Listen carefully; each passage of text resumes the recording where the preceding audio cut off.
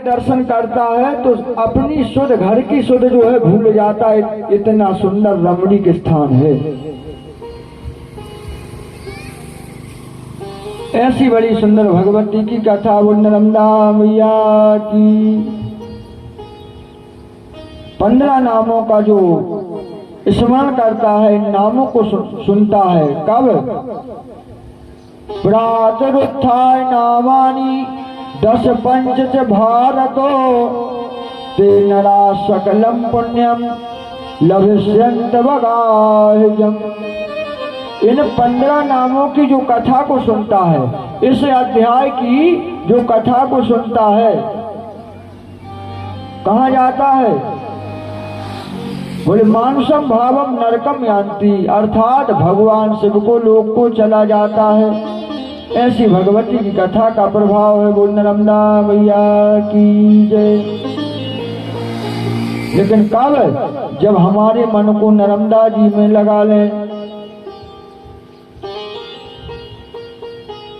मन निवेदन करें, हे माँ जब भी जीवन में मौका दे आपके तट में निवास करें, ऐसा मन को नर्मदा जी में लगाएं। क्या कहें मन से?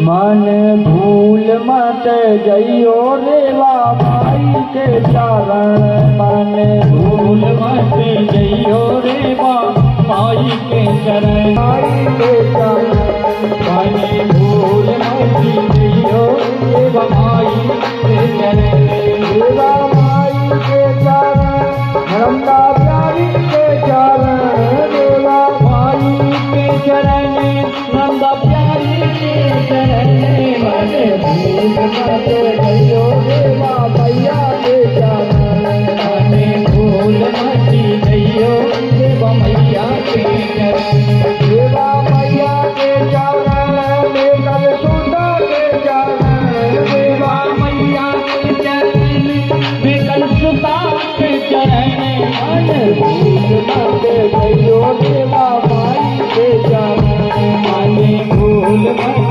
जइयो रेवा माई के चरण।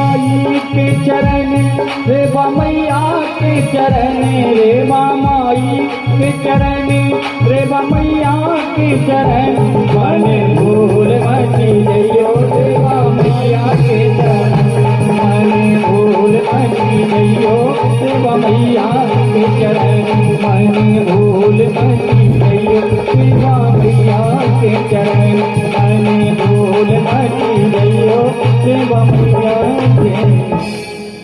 भजन करना चाहिए क्यों? एक घड़ी आधी घड़ी, एक घड़ी, बोले एक घड़ी, एक घड़ी आधी घड़ी, आधी में पुण्याध, तुलसी चर्चा राम की, हरे कोट अपराध। एक घड़ी से और आधी घड़ी, और आधी से और आधी घड़ी। और पुराणों में कहा है कि श्लोक पादम, एक अक्षर, एक संस्कृत का एक अक्षर भी कान में पड़ जाता है, उस मानव का उद्धार हो जाता है। इसलिए भगवती का कीर्तन करना चाहिए। मार्कंडेय जी से पूछा कि वो नर्मदा जी कैसी है, क्या आपने दर्शन किया? तो भगवती मार्कंडेय जी ने 7 कल्प देखे। प्रलय बार बार होता है, जब प्रलय होता है तो नर्मदा जी शिव पुराण में 24 मुखी कही गई। कितनी मुखी? 24 मुखी। जब नर्मदा जी प्रलय कालीन समय में बहती हैं तो इस पहाड़ से उस पहाड़ तक सीधा जल ही जल रहता है, इस संसार नहीं रहता, पेड़ सब पौधे समाप्त हो जाते हैं। उस समय भगवती 24 मुख से स्वरूप धारण करती है, तब जाकर प्रलय होता है। तो ऐसा जब समय आया, उस समय मार्कंडेय जी, संसार है ही नहीं, कुछ दिखाई नहीं दे रहा, क्या करें? जल में जो है, जल में तैर रहे हैं। जल में जब तैर रहे हैं, उसी समय स्त्री का रूप धर करके भगवती नर्मदा जी प्रकट हो गई। बोल नर्मदा मैया की जय। और प्रकट हो गई जहाज में बैठकर, जहाज में बैठी भगवती नर्मदा जी, जहाज में बैठ करके कहती हैं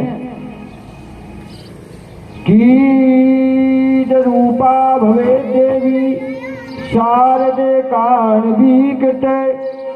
इधर आ जाओ, इस जहाज में बैठ जाओ। यह जो जहाज है नष्ट होने वाली नहीं है, इसलिए आओ इधर जहाज में बैठ जाओ। उधर जाकर के मार्कंडेय जी को भगवती नर्मदा जी दूध का पान कराती हैं। उस दूध का पान कराने से मार्कंडेय जी अमर हो जाते हैं। ऐसी है नर्मदा जी के जल की कथा। पानी नहीं है, नर्मदा जी का जो जल है वो महाप्रसाद है। इसलिए तो लोग कहते हैं भैया नर्मदा जल जो है ना, वो जल नहीं है, दूध है। एक महात्मा जी है सूरज कुंड में, हमने कई कथा की, हमने उनसे पूछा, उन्होंने पूरी परिक्रमा की है 3 साल और 8 महीना में परिक्रमा पूरी की है उन्होंने। 3 साल 13 महीना 13 दिन इतनी नर्मदा जी की परिक्रमा होती, लेकिन उन्होंने 3 साल 8 महीना नर्मदा जी में निवास किया। तो पैदल जब की है तो प्रत्येक झाड़ी का दर्शन किया। तो हमने कहा कि इसमें लिखा है कि नर्मदा दूध है, बन करके बहती है, तो हमने तो परिक्रमा की, हमको तो कभी दूध का दर्शन नहीं हुआ। उन्होंने कहा कि नीचे जाकर के घाट है, यदि आप जाकर के जल की खीर बना लो, आज भी दूध मत डालना, पानी में चावल आप चुरा लो, तो ऐसा लगेगा खीर का स्वाद उस जल से आएगा। ऐसा भी घाट है। इसलिए नर्मदा जी का जो जल है ना, वो दूध भी है, लेकिन दूध मान करके हम खीर बनाकर देखें, दूध का स्वाद आता है। ऐसा नीचे घाट झाड़ी में है। ऐसी नर्मदा जी की पावन कथा। इसलिए नर्मदा जी का नाम जो है कल्याणी पड़ा। बोल नर्मदा मैया की जय। तो उन्होंने कहा कि मेरे लिए दूध का पान कराया, इसलिए मैं अमर हो गया और मैंने 7 कल्प नर्मदा जी के देखे।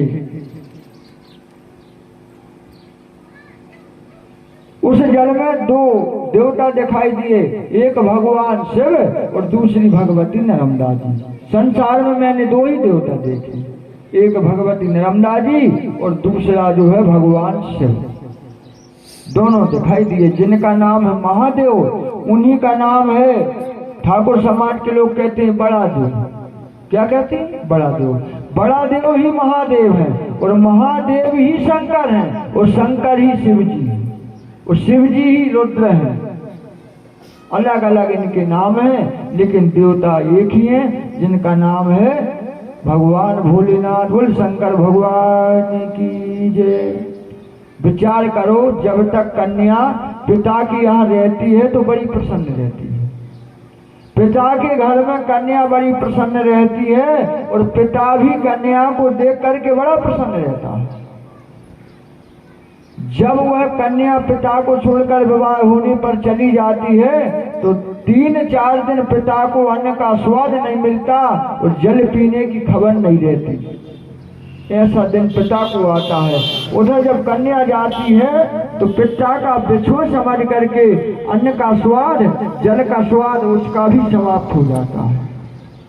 और जब वो मिलते हैं, कन्या वापस आती है तो पिता के हृदय में प्राण सजग हो जाते हैं, प्रसन्नता आ जाती है।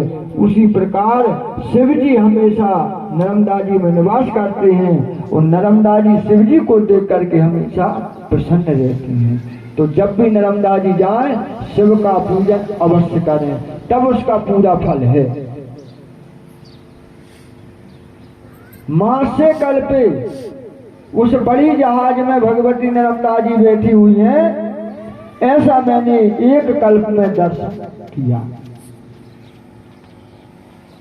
बोल नर्मदा मैया की जय। मार्कंडे उवाचो पुनर्युगान्ते समप्राप्य तृतीये नृपसत्तमा द्वादशकाल भूत्वा भगवान नीललोहिता। एक कल्प में मैंने नर्मदा जी का दक्षिण गंगा के नाम से दर्शन किया, जिसमें भगवती नर्मदा जी मोर पर बैठी हुई हैं। भगवती नर्मदा जी कैसे बैठी? मोर के ऊपर सवार हैं। ऐसा भी एक कल्प में मैंने दर्शन दिया। नर्मदा जी की सवारी जानते हो? भूरी मगर पे करें सवारी, हाथ कमल का फूल। लेकिन प्रलय जब हुआ तो भगवती मोर पर विराजमान होकर के संसार के लिए जो है कल्याण करने के लिए मोर पर दर्शन देती हैं। बोल नर्मदा मैया की जय। यथा गंगा महापुण्या मम मस्तक संभवा तद विशिष्टा महाभागे जीवेति न संशयः। जो अमरकंटक तीर्थ में जाकर के और स्नान करता है, दर्शन करता है, उसके लिए अनंत गुना फल प्राप्त होता है। और जो दान करता है,